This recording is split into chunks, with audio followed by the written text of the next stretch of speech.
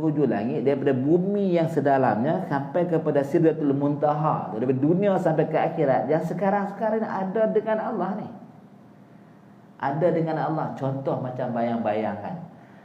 Bayang-bayang kita nak contohkanlah dekat kamu faham. Bayang-bayang dengan daripada pucuk pokok tu sampai ke akar pokok, bayang-bayang yang kita nampak tu, dia terhubung dengan wujud bayang tu, wujud empunya bayang tu. Jadi maknanya dengan makna adanya bayang tu tadi berdiri dengan empunya bayang. Kadang-kadang kita keliru bahasa tu, berdiri. Kalau macam ni Ustaz, kalau ubah ibarat boleh tak? Adanya bayang tu duduk dengan empunya bayang. Boleh tak ubah berdiri duduk? Tidur kah? Boleh lah, nak ubah macam mana pun. Faham tu yang kena. Faham tu nak kena mendasar, nak kena sungguh. Alam ni adanya berdiri dengan Allah. Maknanya seluruh di alam ni tadi adanya sekarang live dengan adanya Allah ni, bukan rakaman, bukan recording, live. Direct kerana dengan adanya Allah. Tapi jangan faham pula macam bayang tu, masalah. Bukan Allah tu berbayang. Nak ceritanya maksud berdiri tu dikeranakan. Kalau kita katalah, nah, rumah ni ada kerana ada tukang yang buat. Daripada tak ada. Okey, tetapi sedang ada rumah tu tadi tak terhubung dengan tukang tu lah, betul tak? Tapi sekarang ni kita dia ada, dia terhubung dengan ada Allah. Bukan Allah jadi kita, tidak. Bukan kita jadi Allah, tidak. Tetapi kita tak berupaya ada dengan sendiri. Sebab tu qiyamu binafsi, hanya milik Allah. Kita bukan qiyamu binafsi, kita qiyamu bi ghairihi. Kita ada kita tadi dengan Allah.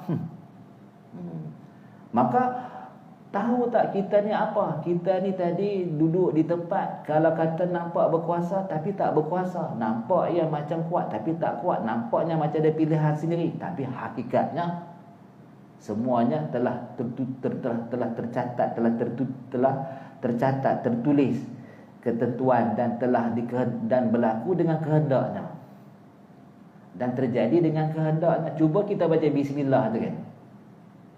Apa makna bismillah tu? Bismillah dengan nama Allah. Nah, yang menjadikan sekalian nikmat yang besar-besar kan.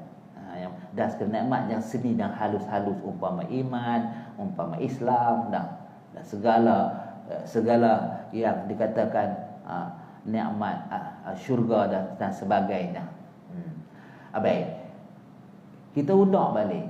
Menjadikan nikmat kejadian ni, gerak diam ni, jasad ni dengan nama Allah. Maksudnya dengan takluk kudrat dan iradatnya. Mesti macam tu. Sebab sesuatu yang ada, sesuatu yang mungkinat yang terjadi yang ada ni di bawah takluk sifat kudrat.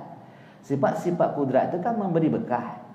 Memberi berkah ni apa? Menghasilkan apa lagi? Memberi berkah nak maksud macam mana? Daripada tiada jadi ada. Macam itulah beri berkah tu. Maknanya contoh api menghanguskan. Menghanguskan, mana kehangusan daripada api ke daripada Allah? Daripada Allah, pasal memberi berkah tu. Api tu tiada jadi ada. Terjadi tak keadaan tu?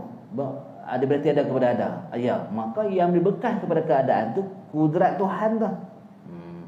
Jadi kita kena beriman dan yakin yang kita diri seluruhnya tadi dengan kudrat Allah yang menjadikan, irada Allah yang menentukan.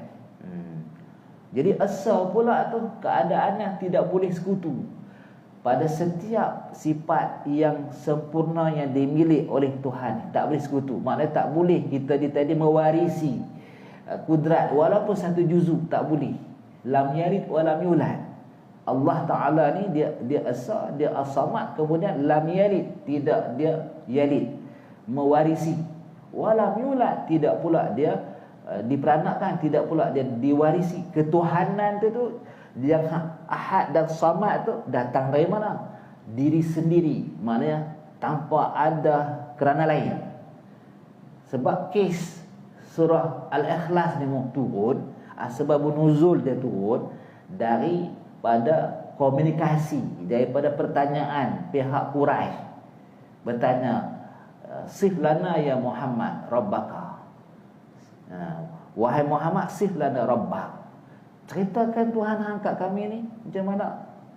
Kisah nak turun surah Al-Ikhlas tu sebabnya daripada zaman Fir'aun sampai pada zaman Nabi Muhammad waktu tu tak ada lagi lah atas muka bumi ni sesuatu yang lebih bernilai daripada emas, daripada permata, daripada batu-batu bernilai, tak ada lagi. Tuhan sembahan Quraisy ni terdiri daripada emas dan batu-batu yang bernilai ni. Ada lagi ke yang Muhammad sembah ni lebih hebat daripada apa yang telah kita sembah ni? Turunlah Al-Ikhlas, Qul huwallahu ahad. Katakan olehmu wahai Muhammad, Allah itu Esa, Lam, Allahu Samad, Maha gagah, Maha perkasa. Lam yalid, keadaan dia tidak mewarisi kepada siapa pun. Walam yulad, tidak pula ketuhanannya ahad dan samad tu tadi didapat daripada Tuhan sebelumnya. Walam yakun lahu kufuwan ahad, dan tidak ada seumpama baginya sesuatu, tidak ada sekupu, tidak ada bandingan baginya oleh sesuatu. Nak kata lagu mana? Kalau kamu katalah boleh lagi ada sesuatu ahadnya dengan sesuatu, dengan ada bandingan dengan lain, as-samad dia ada bandingan dengan yang lain, tak betul lagi. Sebab walam yakun lahu kufuwan ahad. Apa jadi selepas tu? Orang Arab ni kalau ada fras, buat fras kan. Orang Arab ni kalau ada putih asal ada fras, dia buat apa? Tangan dia tampak kepala dia, pak lagu tu. Kalau kita pergi Mesir ada kematian, dia akan tampak lagu tu, pak lagu tu. Dah tak kira lah berjubah ke berserban ke, tapi biasa perempuan lah tampak lagu tu kan, tampak dada lagu tu. Dikisahkan orang yang bertanya tu balik sambil dekat tampak kepala tu, bingung aku dah dengan Muhammad dia lagu tu kan. Kalau kita baca bersirah tu tak gelak apa dah. Dia punya kelakuan, kesal dia dengan tak boleh nak balas balik dengan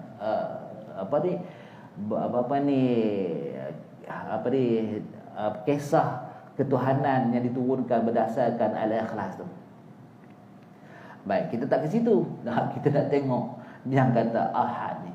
Jadi maknanya kita ni bila kita ni tadi nak jadikan diri kita ni orang yang sebenar-benar menjadi hamba kepada Allah ni, dan masuk dalam ruang perbahasan as-sabru ni tadi, nak kena sungguh faham tentang apa itu as-sabru sehingga dituntut oleh Allah ni, iaitu as-sabru sampai kepada mengakui dalam hati serta cenderung dalam hati hanya kepada Allah. Boleh bercakap tapi arah nak ke situ tu supaya boleh diamalkan, nak buat macam mana, maka terpaksa hurai ikut kepada status hakikat ketuhanan bagi Allah tu. Jadi nak kena hurai tu, nak sentuhnya di mana? Diri kita sendiri lah. Diri kita sendiri, daripada hujung rambut sampai ke hujung kaki ni live kerana ada Allah. Tapi kenapa Allah tu kita tak nampak? Okey, memanglah tak nampak sebab dia bila kaifiyatin. Allah bukan boleh diteroka dengan penglihatan mata, sebab lemah mata ni. Okey, habis tu lepas diri lagi tu je. Kan ada akal, ada hati. Kan disebut hati ni kan rumah Allah, kan? Kan disebut hati ni tadi aku di dalamnya. Jadi hati ni tadi nak kena pupuk dia, nak kena bentuk dia dengan makna iman dan yakin. Sebab orang beriman ni tadi perkara gaib bukan jadi isu. Allazina yu'minuna bil ghaib. Nah, orang yang beriman dengan perkara gaib, Allah ini tadi maha gaib.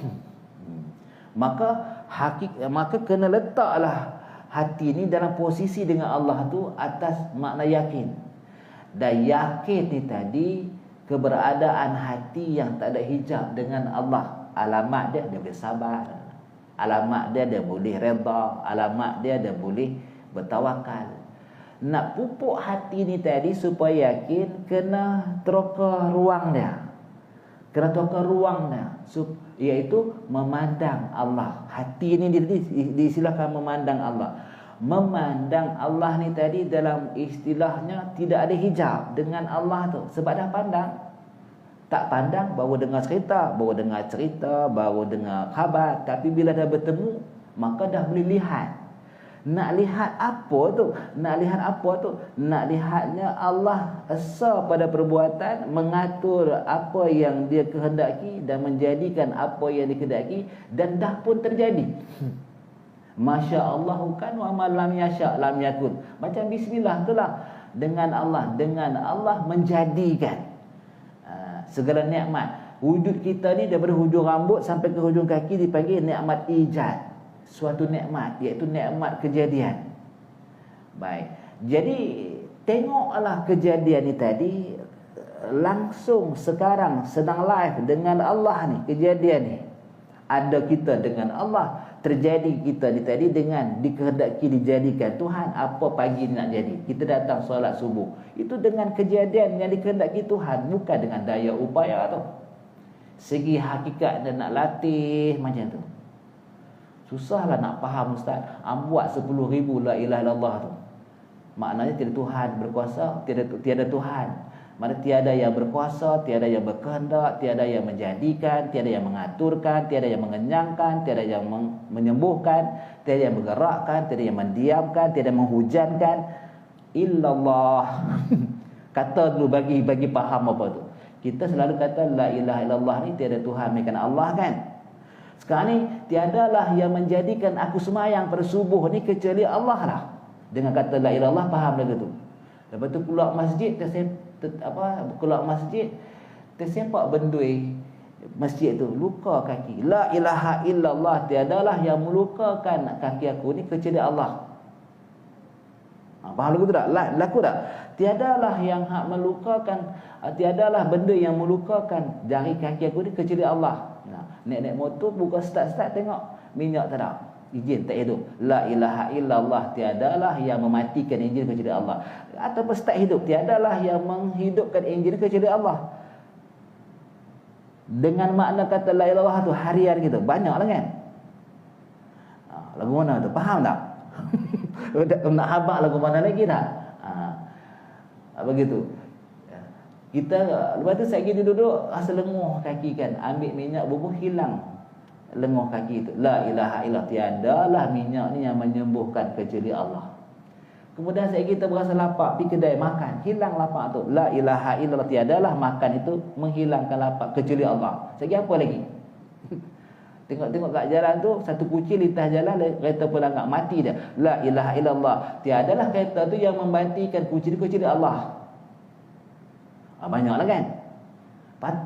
Jalan lepas tu kita berjalan-jalan penat. Kenapa kita masuk keluar jadi tak tersusun? Kerana berjalan kuat. La ilaha illallah, tiadalah yang mencepatkan lampai keluar masuk kecuali Allah. Sehingga-hingganya la ilaha illallah kita tu nampak seperti yang Allah kata, qul huwallahu ahad, Allahus samad, lam yalid lam yulad wa lam yakul lahu kufuwan ahad. Susah tak tu? Susah kan? Susah tu lebih berat daripada yang ketiga tadi. Tak sangguplah nak tengok lagu tu.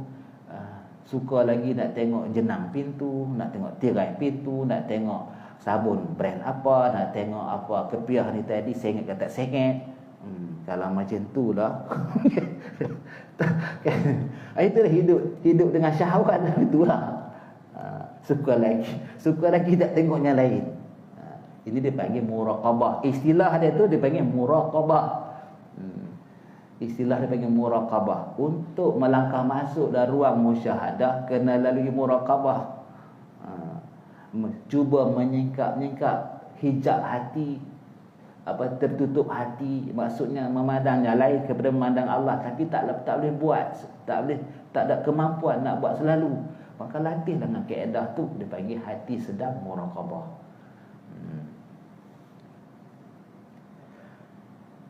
Kemudian firman Allah, fasbir kama sabara ulul azmi minar rusul, maka sabar olehmu seperti barang yang sabar oleh sekalian orang yang mempunyai tetap hati, dan sabar atas segala bala dan kesusahan daripada sekalian rasul, Sabda Nabi sallallahu alaihi wasallam, ma'aqta. Apa tu?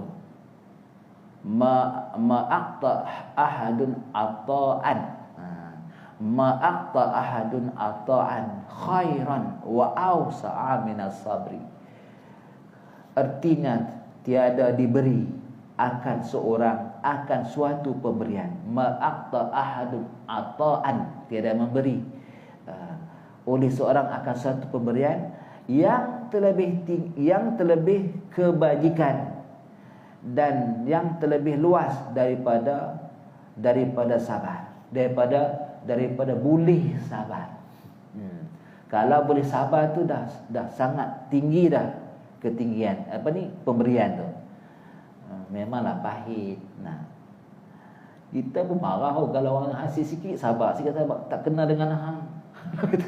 Katakan kita datang memang pahit, tapi itulah dia lagi hakikat dia begitulah.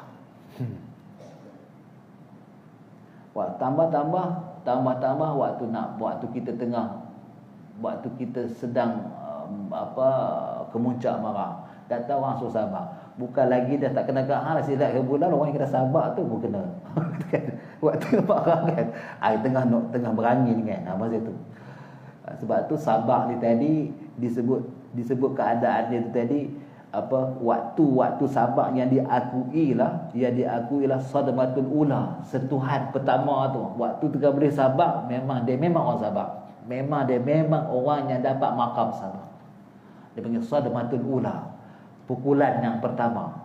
Lepas pada tu dia dah boleh dah, pasal dia boleh terima dah. Sabarlah. Tapi waktu yang pertama tu, yang tu nak membuktikan dia sabar ke tidak. Baik, kalau sabar begitu, syukur pun macam tu juga. Wa qalilu min ibadika syakur, sikit sangat orang yang bersyukur. Tengok syukur. Syukur ni kalau kita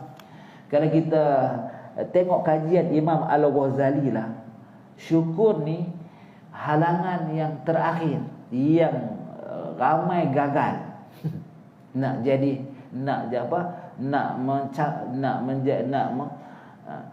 menjadi hamba Allah yang mencapai syurga seluruh alam. Dalam kitab Minhajul Abidin tu tengok tu, yang terakhir tu apa? Aqabatus syukri wal hamdu. Aqabah sentiasa mensyukuri dan memuji Tuhan. Jadi Imam Ghazali letak yang terakhir sekali. Maknanya kan kitab tu dia karang Minhajul Abidin, peraturan seorang hamba.